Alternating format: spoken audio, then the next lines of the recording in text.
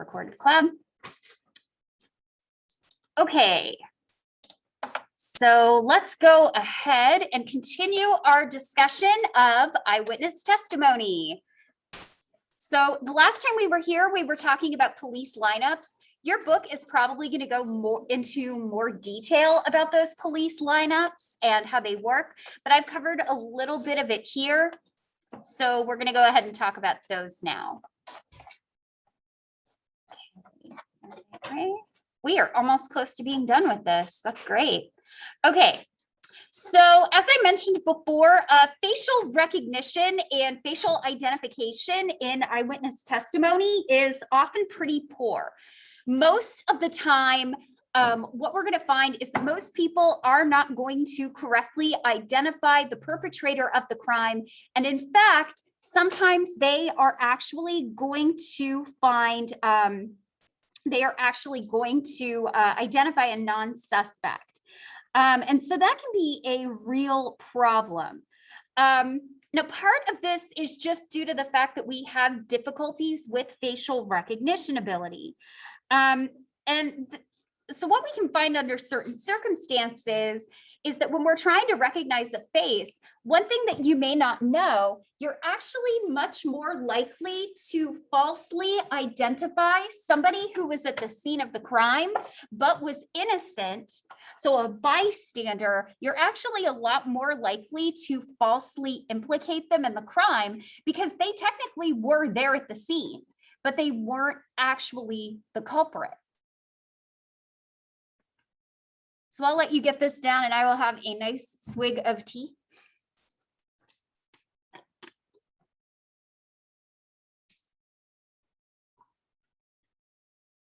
So y'all want to hear something really sad?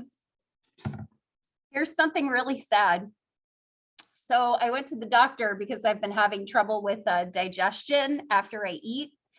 And it turns out they really want me to cut down on caffeine due to acid reflux. So no caffeine, no chocolate, no mint, not without medication.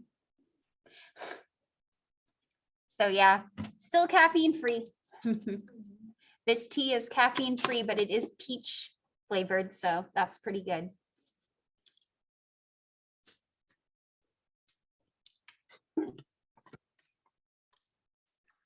Like, I'm gonna have coffee sometime. Starbucks holiday drinks are coming out tomorrow.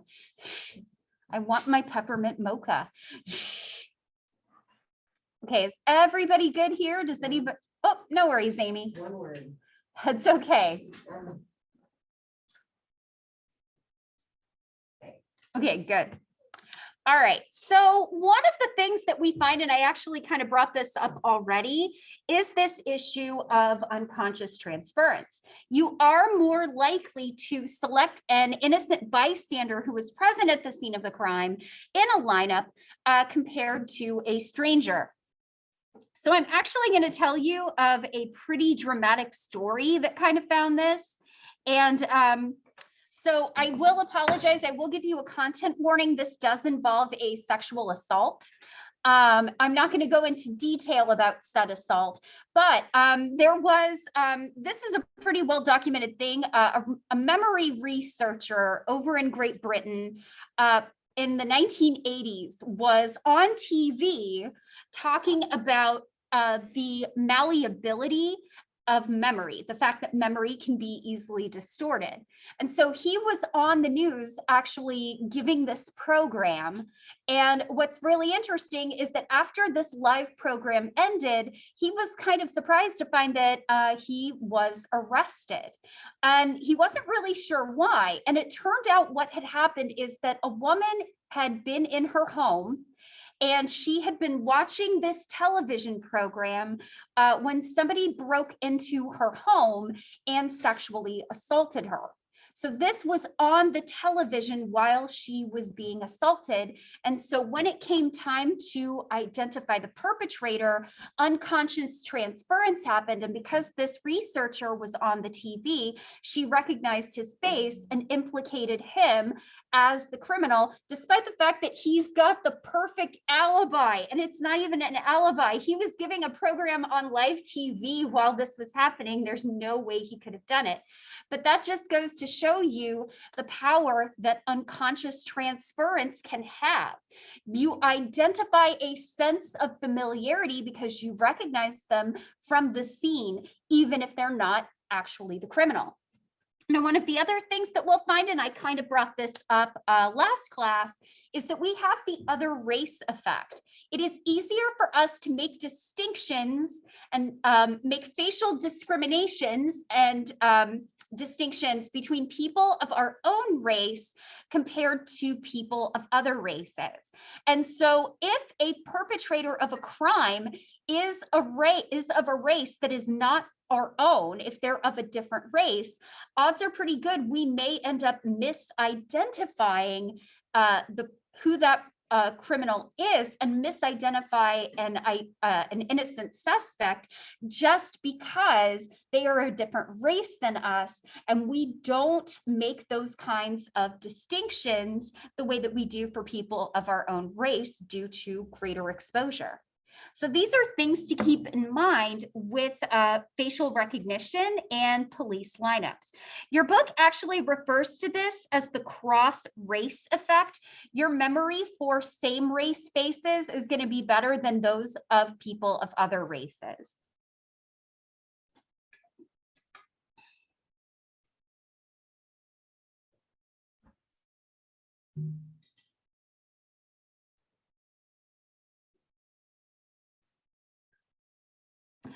So one of the things that your book talks about, one of the reasons that we have difficulty recognizing faces is that faces vary from photograph to photograph. I'm sure many of you have seen this. How many of you have taken an absolutely fantastic selfie of yourself, but then a friend posts a picture of you and you're like, I'm like, and with me, it's always something like this.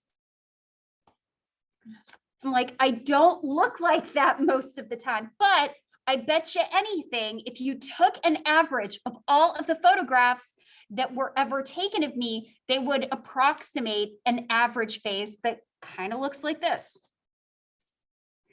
The same is true for you and for any other people. So one of the things that a lot of researchers have done is that if you can combine the same information from multiple sources. So if you're able to find like CCTV images of a face and combine those to create an averaged face, people have an easier time correctly identifying the perpetrator compared to if they only have a single photograph instance. That's a lot harder to work with and is subject to more variability.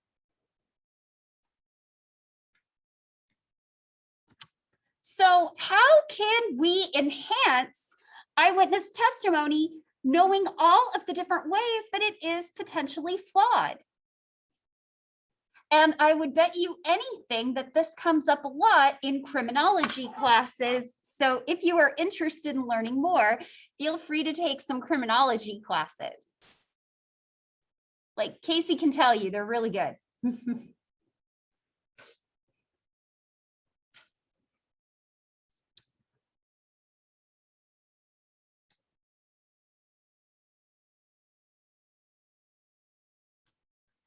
So let's first talk about police lineups.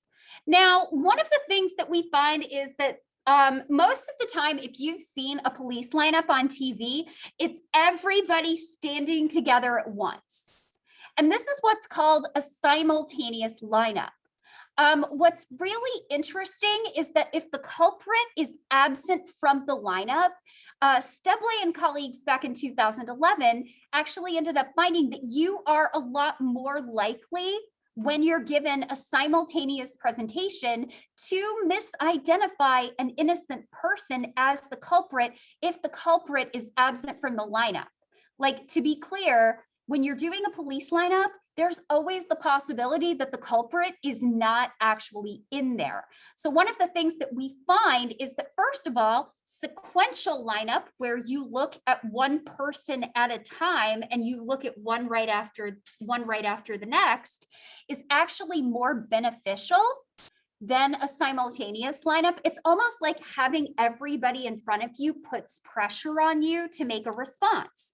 Additionally, we have this idea that if we're doing a lineup, that the culprit must be in there, and we feel pressure to make a choice. One of the things that we find is that accuracy in police lineups is absolutely aided by the fact that the person needs to know that the culprit may not be there, and that it's okay to say none of these are it.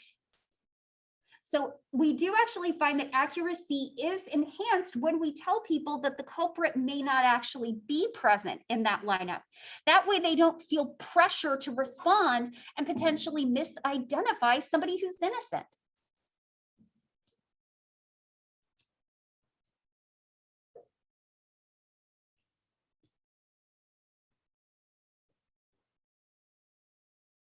I don't know what's going on with the weather. It was sunny and now it's all cloudy again, and I don't like it.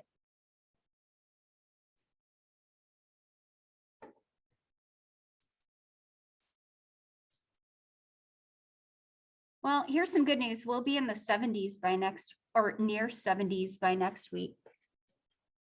It'll be slightly warmer than today. Today's not actually that bad, but more sun is better than less.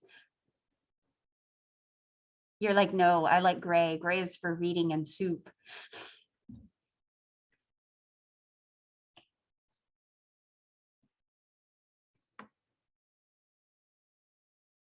Okay, everybody good? All right. So the other thing that we can actually do, this is kind of cool. This is an interview technique for people that have been the victims or targets of crime. And one of the things that we actually find with this, the cognitive interview technique is actually based on different things that we learned about earlier in the semester, including things like encoding specificity, which is basically that it's easier for you to remember things when you go back to a prior environmental context. But there are 4 basic retrieval rules, and here are the rules of the cognitive interview technique. And then we'll talk about which of these is the most effective. So the first thing that you are encouraged to do with the cognitive interview technique is you want to reinstate that environmental context. So you're going to have the person actually get into the mindset that they were in at the scene of the event. Additionally, you encourage them to report all details that they can remember, no matter how small or insignificant. Now, here's what's interesting. You actually have them describe what happened in different orders. So normally you'd go, okay, well, I was out walking and then this guy came up to me and said, give me your money. And then he took my purse and ran away. But sometimes in the cognitive interview technique, they'll ask you to recall it backwards, or they'll ask you to start in the middle and actually circle your way around. Part of the reason that they do this is that sometimes when you are describing something in a certain order, it's easy to kind of get locked into, well, then this happened and then this happened. But sometimes if you're recalling it backwards, or if you're recalling it in the middle and circling it around, circling back around, sometimes you will catch details that you would not have otherwise caught, because you're constantly getting used to, well, then this happened and this happened. So you start at the beginning and you always go to the end. So by encouraging you to do different orders, it picks up other details that you might have missed. And additionally, from a similar perspective, not only considering different orders, but considering different viewpoints. What did this scene look like from this point of view? What did the scene look like from this point of view? So here we can talk a little bit about why it works. So the mental reinstatement of context and the encouraging of complete reporting, both of those are based on encoding specificity. Just as a reminder, the encoding specificity principle is basically the idea that your memory is best when learning conditions and retrieval conditions match. You might remember the exam I gave you where I asked you, If you had to take a test for the final exam in a different classroom than the room you learned in, is your performance going to get better or worse? And the answer is worse, because your environment between encoding and retrieval no longer matches. Additionally, when we're talking about looking at different orders or different viewpoints, remember that our memories are complex and they contain various features. And by thinking from different perspectives or reporting the event from different perspectives, that can encourage retrieval of memories that you otherwise would have missed. Now, of these four, we're going to try something different here. Dr. Adams does this, and I think it's a great idea. So I'm going to do it today. So I want to get a sense of what you think the most important one of these four techniques is. So we're going to do something called four corners. Has anybody not heard of four corners? Okay, so go to corner number one if you think mental reinstatement of context is the most important. Go to corner number two if you think encouraging complete reporting is important. Come over to the front of the desk, corner three, if orders matters most, or go to corner four if viewpoint matters most, even though technically this room is a five-sided figure. All right, go to your corners. Pick the one that you think is the most important. Don't pay attention to what other people are doing. Just go to what you think is the most important. Okay.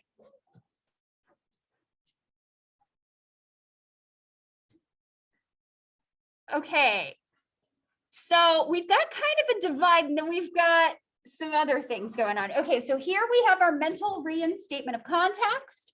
Here we've got our encouraging complete reporting. Here, different orders. Here, different viewpoints. Now, could somebody from group one tell me why you think mental reinstatement of the context is the most important? Yeah, Bailey. I just think of like when I walk into a room and forget what I'm doing, and then retrace my steps back, and then I remember. That's called the doorway problem. It's famous. You go into a new doorway and it's almost like as if by magic, the doorway makes you forget. All right, my complete reporting group, what do you think? Why did you pick it? Yeah, Arena. I think it helps just remembering any of the small details, because even if you remember a small detail, that might lead you to remember something that you forgot before. Okay. Okay. Amy? Yes. Number three, why'd you pick different orders? I'm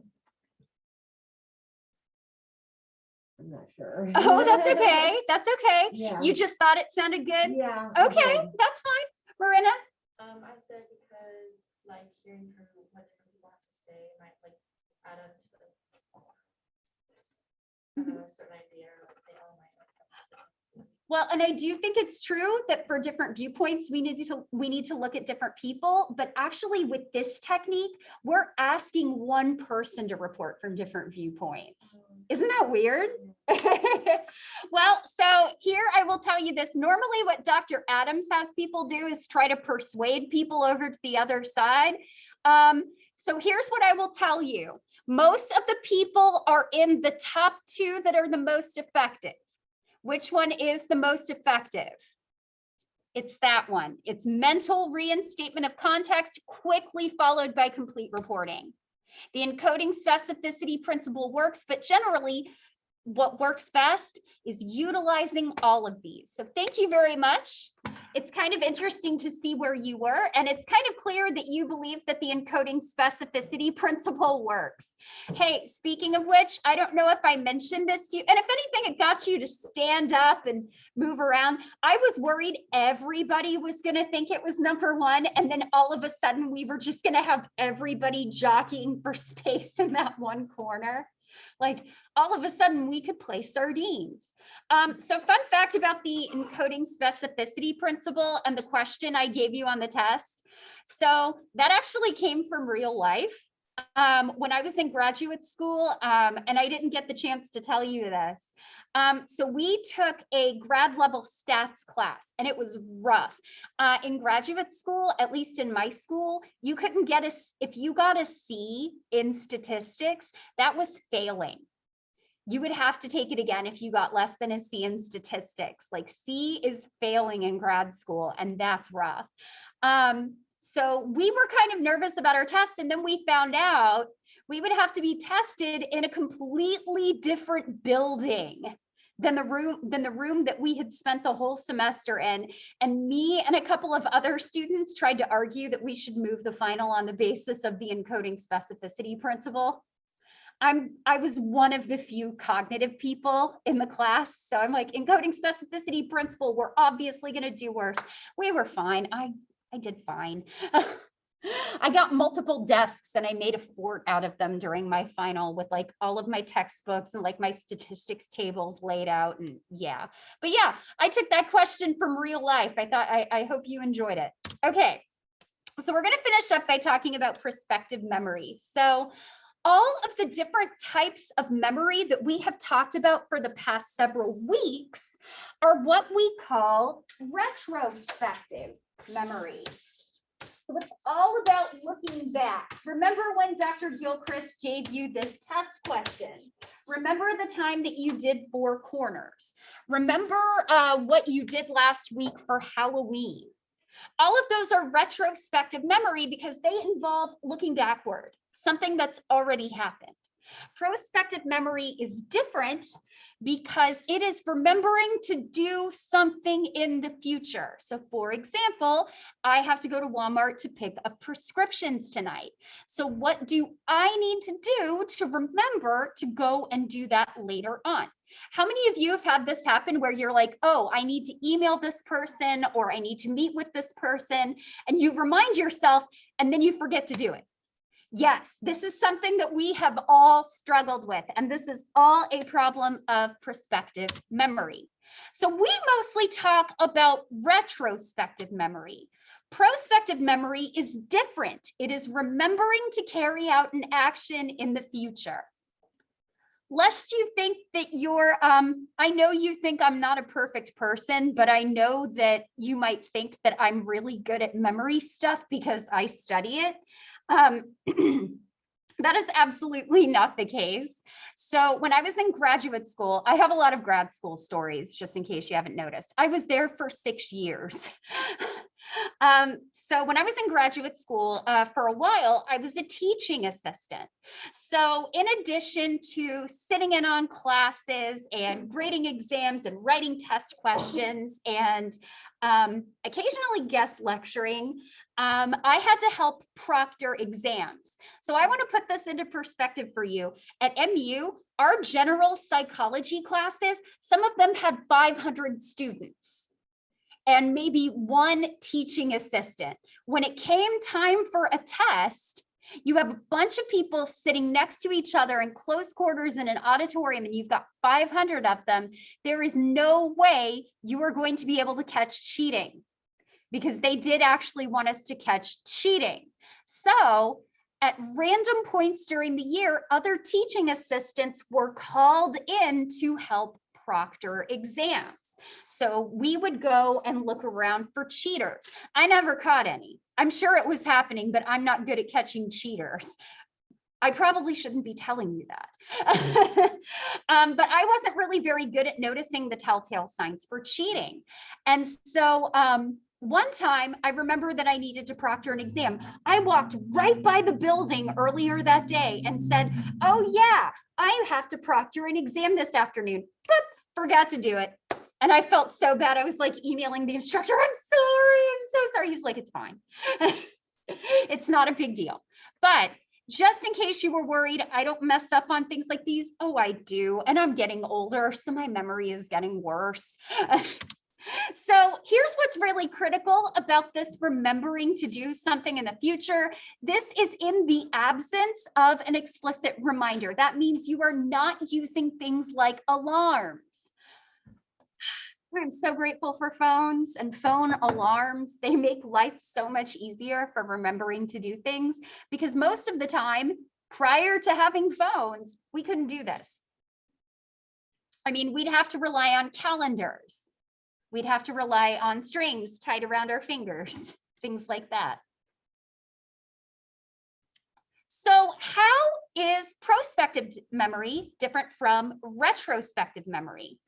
So failures of prospective memory typically tend to happen either because we're poorly motivated or they're often attributed to not being reliable. Now, that's not always the case. I would also argue that it happens due to distraction, and we're actually going to see the role that interruption can play in remembering to do something. Failures of retrospective memory usually just mean that you have a bad memory. So we treat failures of retrospective memory as bad memory.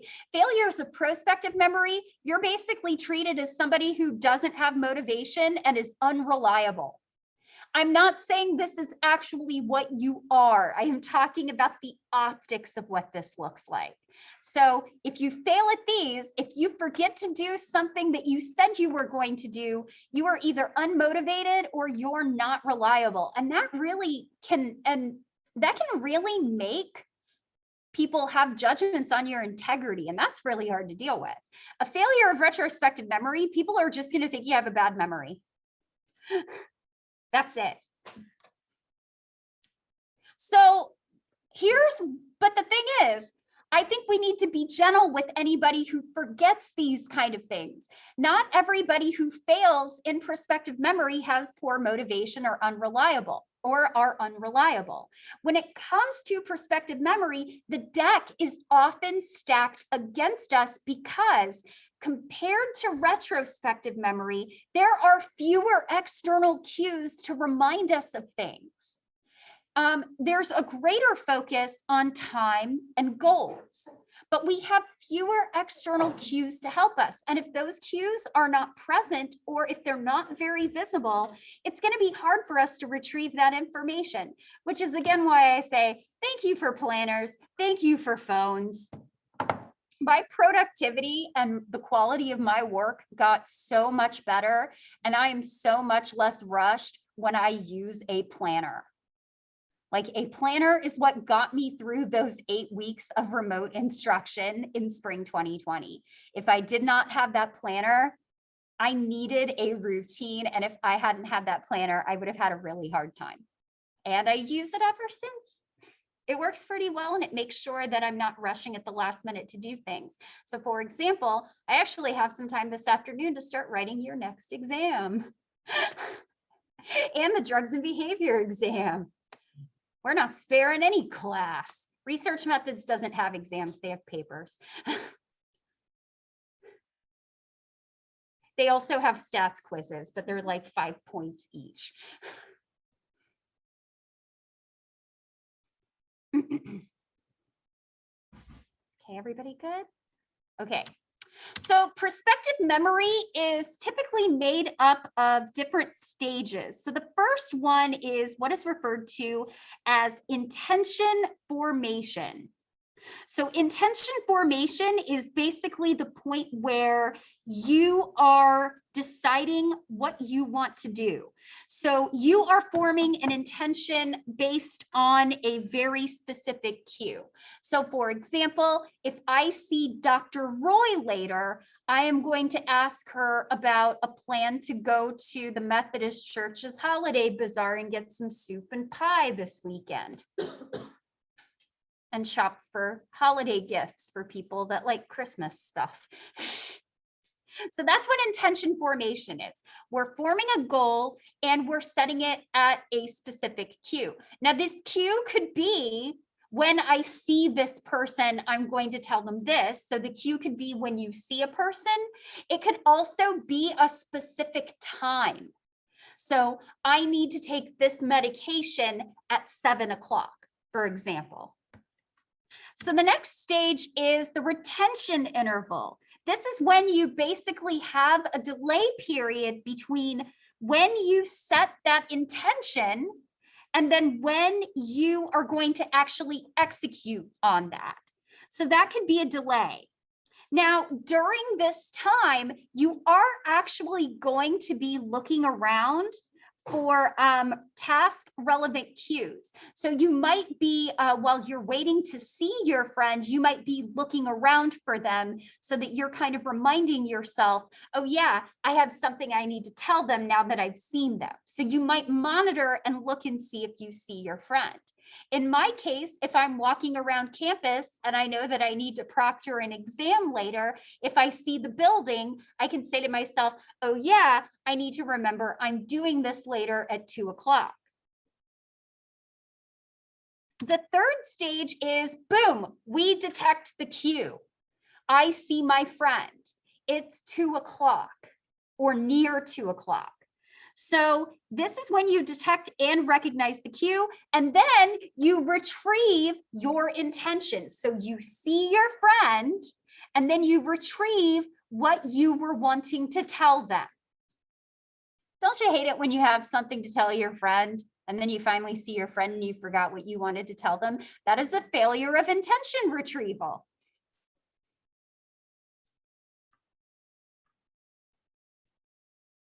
Then we actually recall our intention, and then we execute on that intention.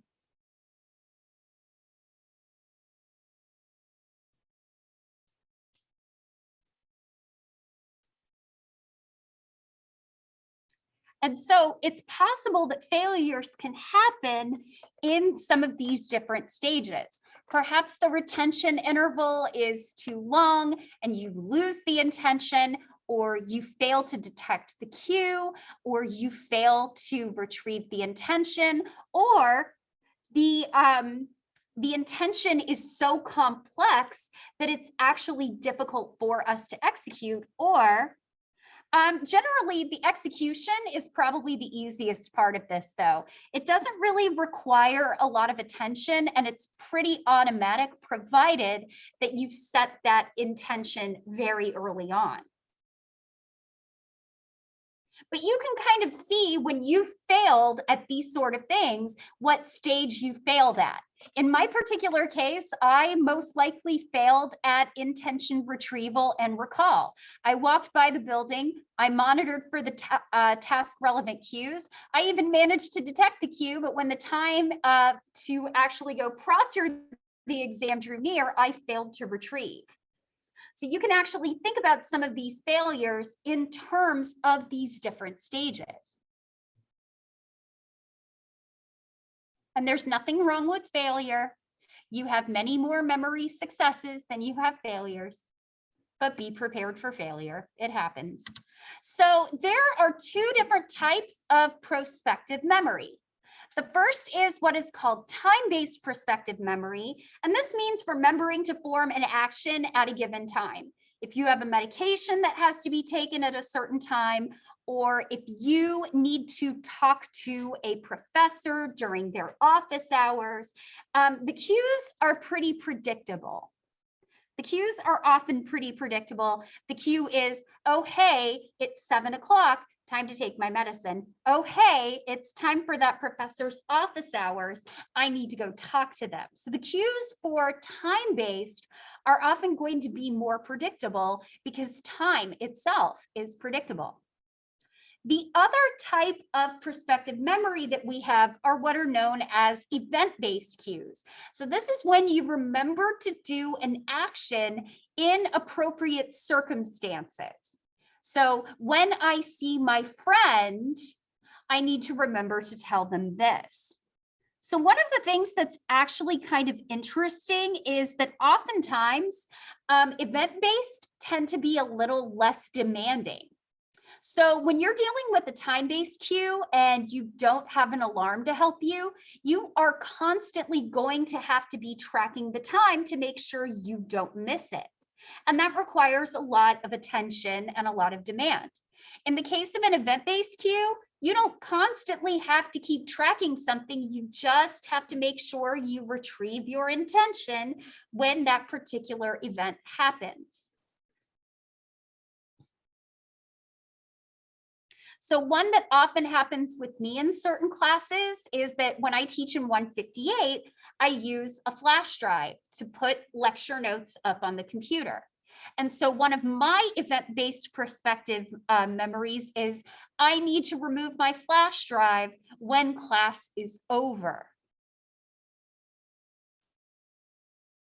And one of the things that I find is that if I'm interrupted at the end of class with a student with a question, I may sometimes forget to do that thing. So we'll talk about the role that interruptions can play. Also, please don't feel bad for asking me questions at the end of class. It's just a flash drive. Nobody here is going to steal it. It's too tiny.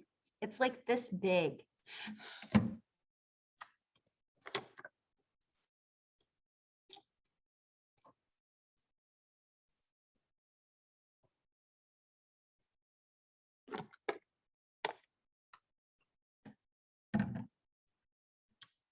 So let's talk about what this might look like in everyday life.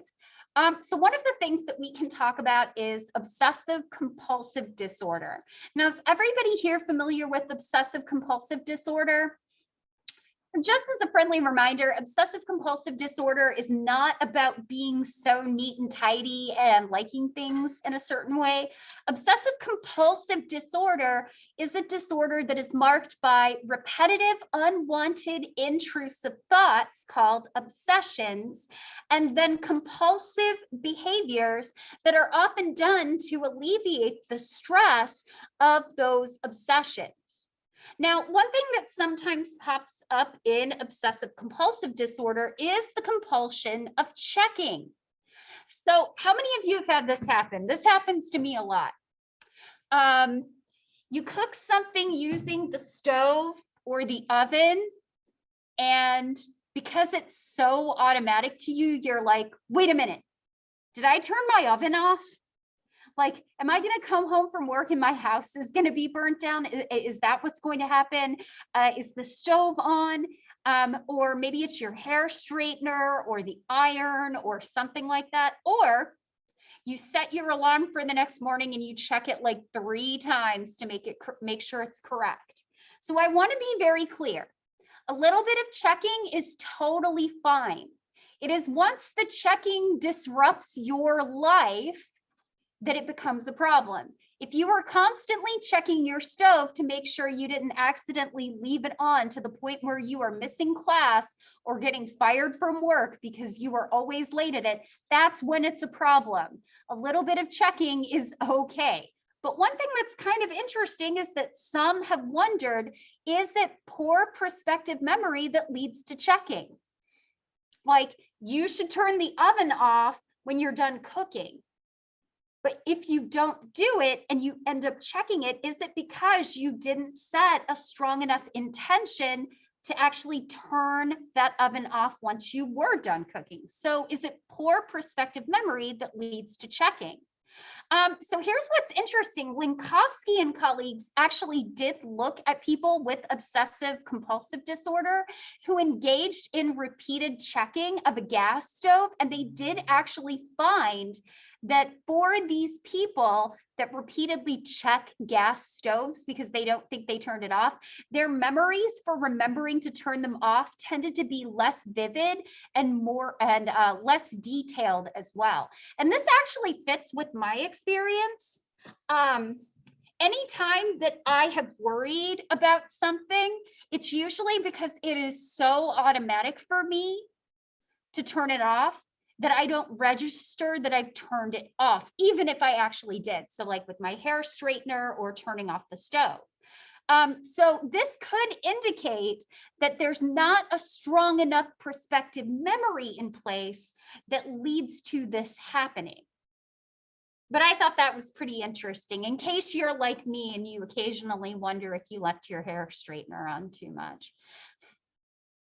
So this could all, and one of the other things that we find is that poor inhibitory control and low confidence could also be some factors here. So one thing that we know with OCD is that there's often an issue with inhibiting these compulsions and inhibiting the unwanted intrusive thoughts. People with OCD have difficulty inhibiting that.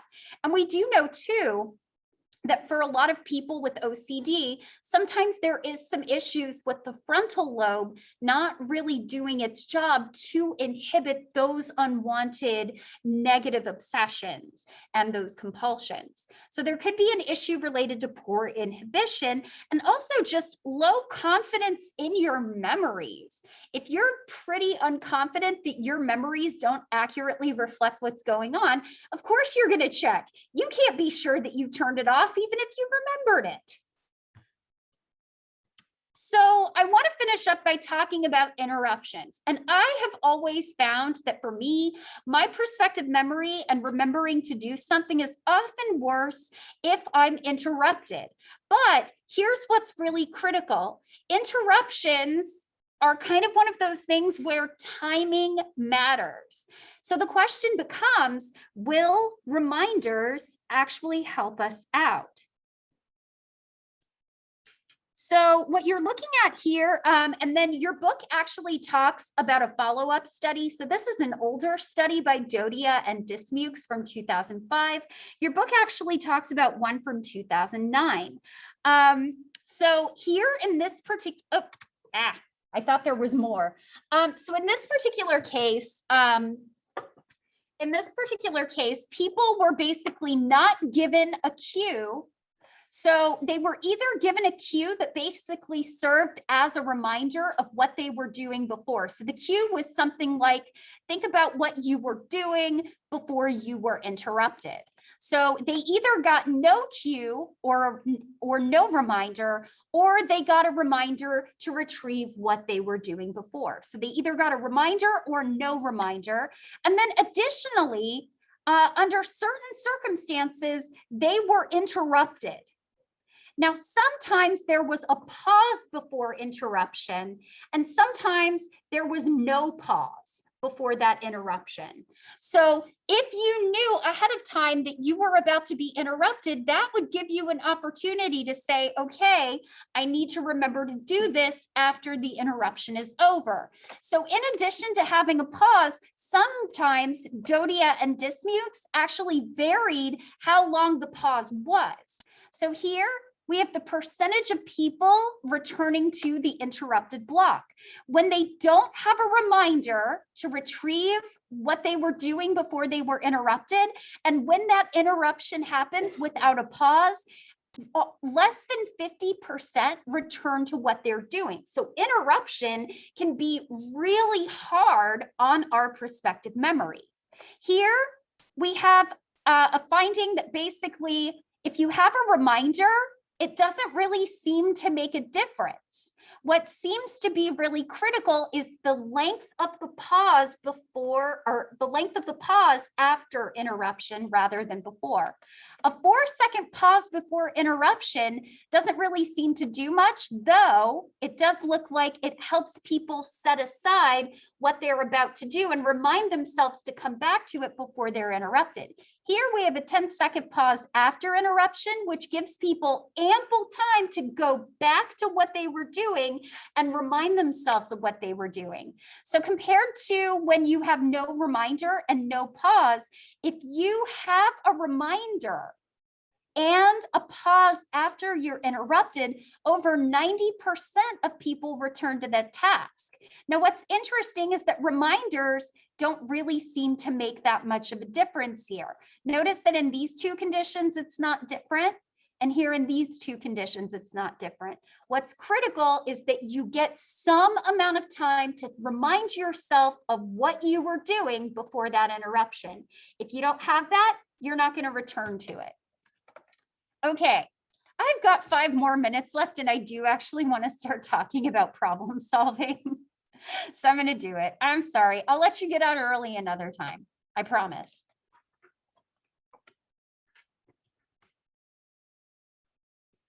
Problem solving. Yay. And I did put these up on e-learning, by the way. Thanks for being good sports. I will reward you with getting out early another day. Okay.